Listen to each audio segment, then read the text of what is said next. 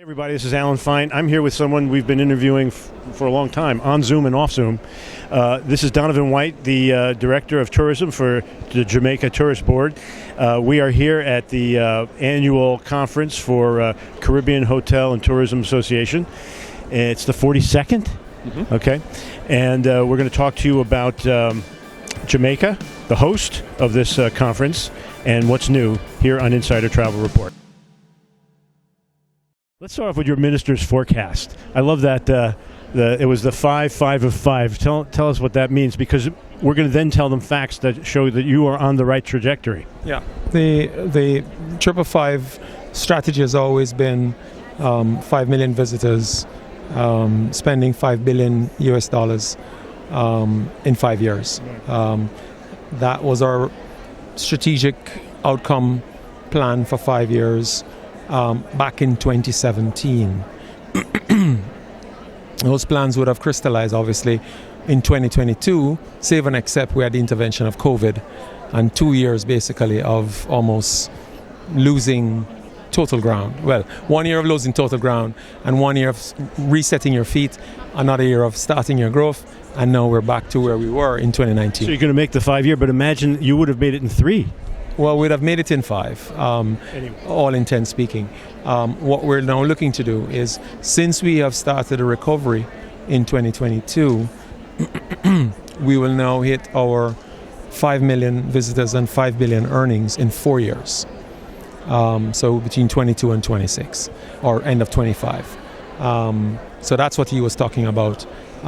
We obviously have you guys to thank for us being able to achieve these massive goals, because without our travel agents, our travel specialists, community, right across the world, they look out for the destination. They know the destination. They sell us because they understand the intricacies of the destination. When there are hard questions about the destination, our travel specialists are usually the first people we make sure have what information they need so that they can sell Jamaica and do their jobs to the best of their ability, and they do such a fantastic job anyways.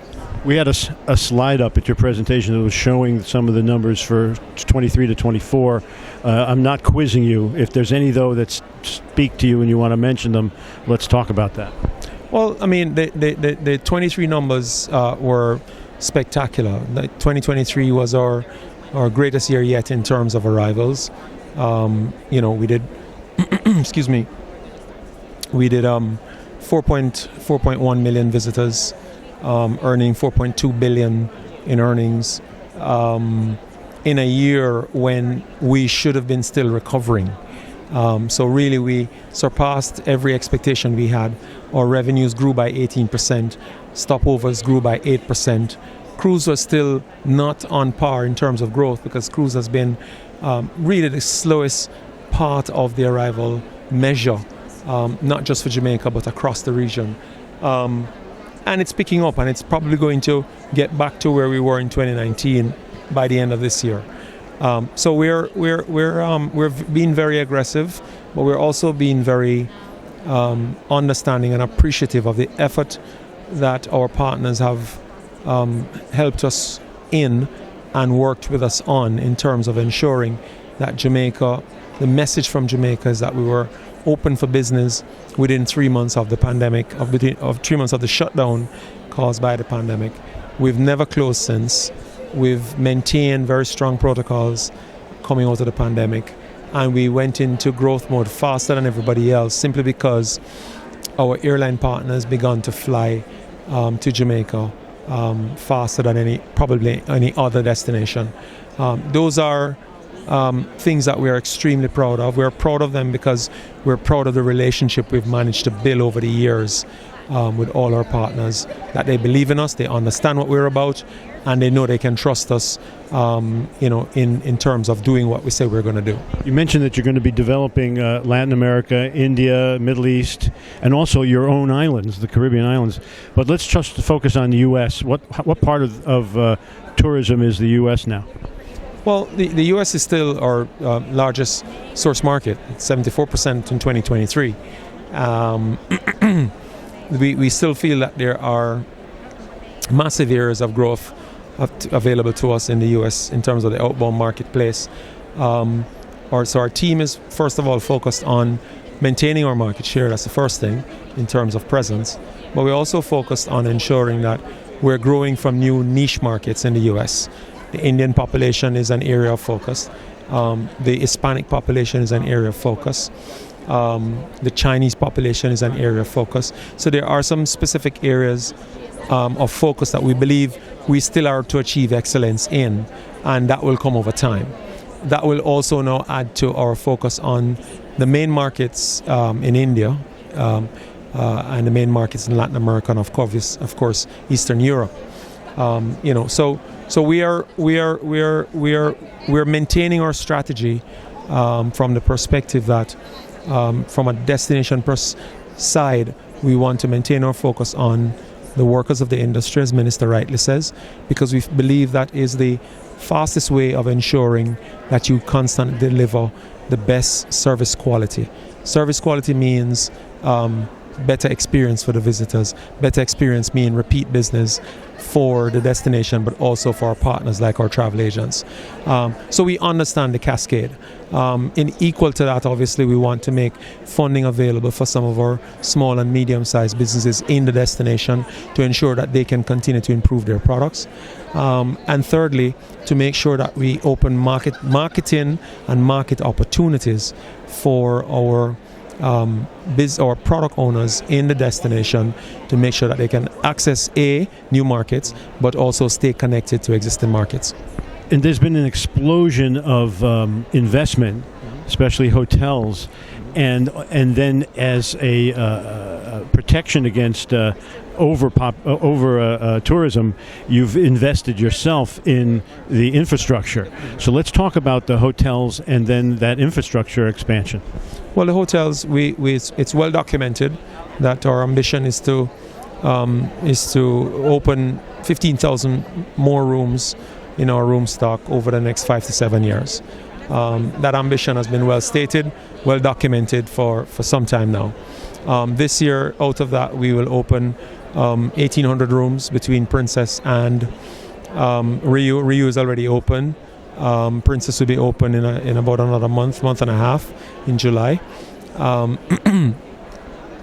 That then opens the gateways for the inclusion of Unica, which opens next year.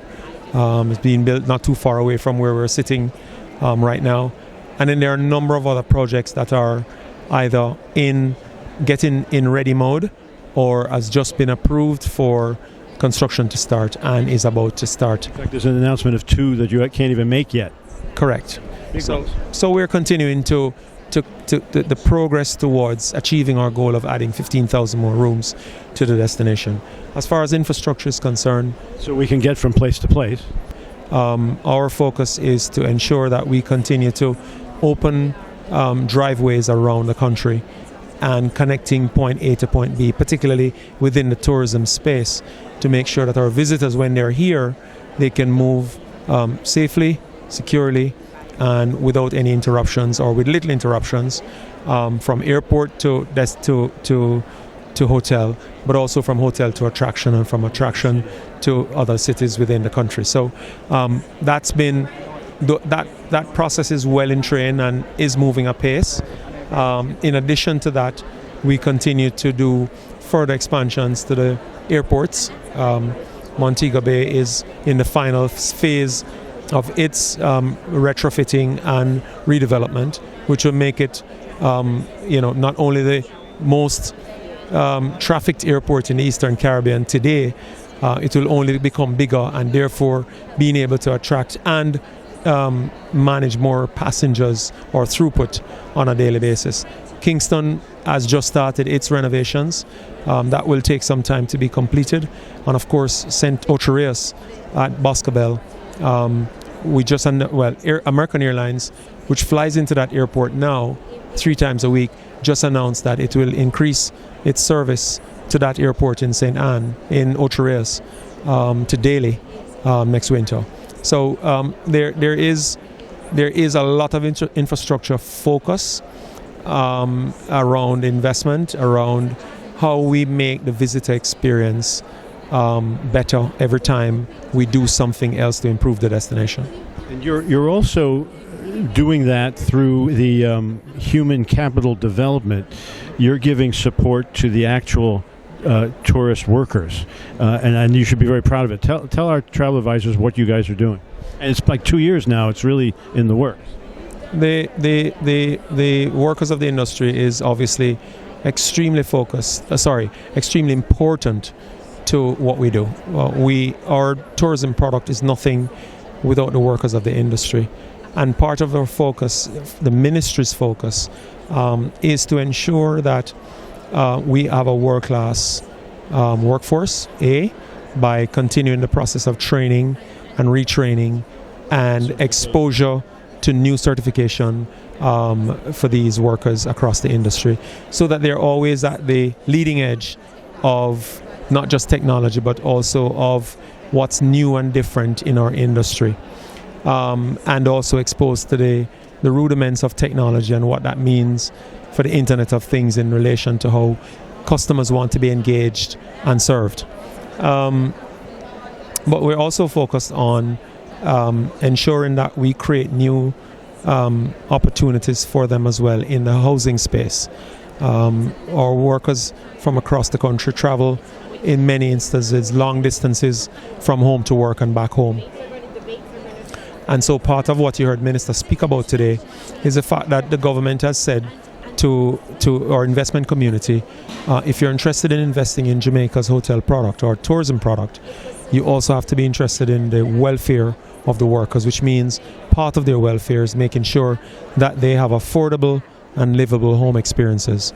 And so that's part of the mantra that the ministry has taken on to ensure that we continually are embracing the importance of ensuring that our workers, A, are taken care of, but B, and probably even more importantly, that they're continually being trained and retrained and recertified.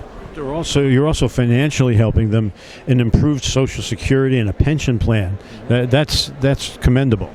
It is commendable. It is the only pension plan of its kind anywhere in the world at this point in time that is specific to the tourism industry.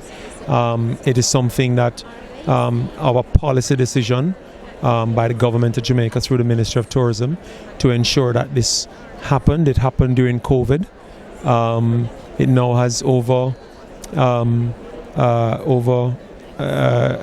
10,000 members and $3 billion in accumulated savings. So it's becoming a very sizable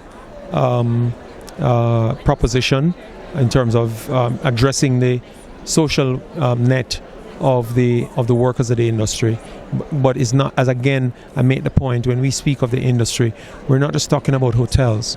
We're talking in this instance about everybody who works across the industry, from the bellman at the airport to the taxi drivers, to the bus driver, to the lowest worker in the hotels, to the highest worker in the hotels, to the people who work at the cruise ship ports, etc., etc. So it takes in a wide net of people who touch the tourism product in any way to ensure that they have a retirement plan in place. Well, I hope we go out to 126,000 travel advisors. I hope they've learned something. I mean, everyone thinks they know Jamaica, but they don't. So where should they go to get more information? What URL? Well, visitjamaica.com is is our marketing and promotion portal online that allows them to really begin to understand and appreciate more about the product of Jamaica in terms of a tourism perspective. They can also go use the ministry's digital pages, Tourism JA, on Instagram, as well as on Twitter and Facebook, to get more on the policy components of the ministry. Thank you for talking to us. Absolutely, anytime. And this is Alan Fine for Insider Travel Report.